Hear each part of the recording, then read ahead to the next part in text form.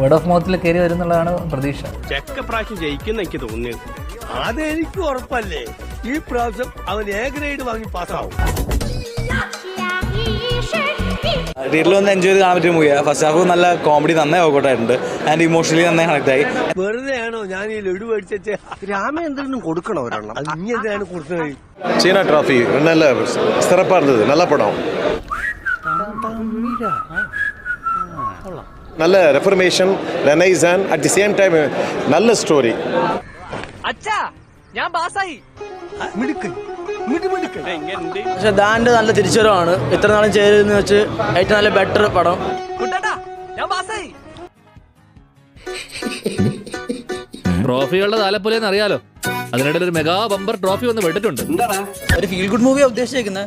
പക്ഷെ ഭയങ്കരമായിട്ട് നന്മ വാരി വിതറി